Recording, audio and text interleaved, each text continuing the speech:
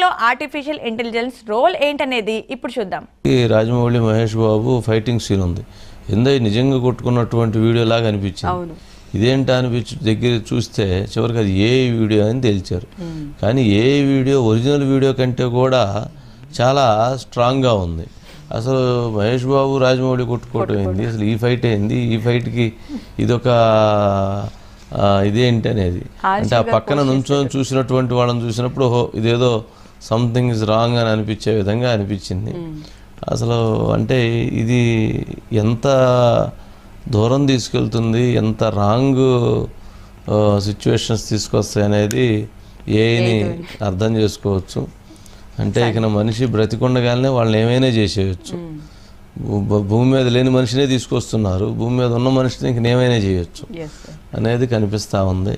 Sanjay sir, good evening sir. ఏంటి వాళ్ళిద్దరు fighting ఏంది, ఎవరు చేసినటువంటి వాళ్ళు ఎవరు ఈ విన్యాసాన్ని?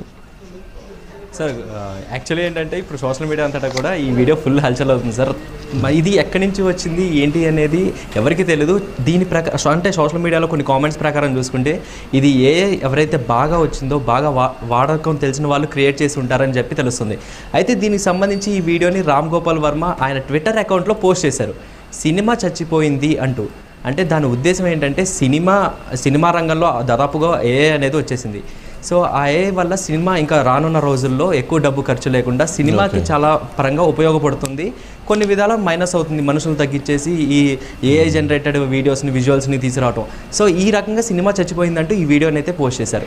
ఇంకా నేటిజన్లు మహేష్ బాబు ఫ్యాన్స్, ఇటు రాజమౌళి ఫ్యాన్స్ వీళ్ళందరూ కూడా ఏంటంటే వీళ్ళిద్దరూ కొట్టుకుంటున్న వీడియో ఏదైతే బయటకు వచ్చిందో ఇది ఏఐ పక్కా ఏఐ వీడియో, అది నిజం కాదు, సినిమాకి ఎటువంటి ఆపద లేదు అన్నట్టుగా వాళ్ళు చెప్తున్నారు.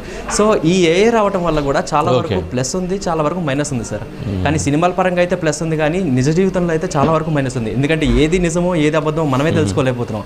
అది నిజంగా ఏ వీడియోనా లేకపోతే అది ఒరిజినల్ వీడియోనా అనేది మనకే అర్థం కావట్లా. సో ఇటువంటి సిచ్యువేషన్స్లో ఈ వీడియో రావటం ఇప్పుడు సోషల్ మీడియా అంతటా కూడా వైరల్ అవుతుంది సార్.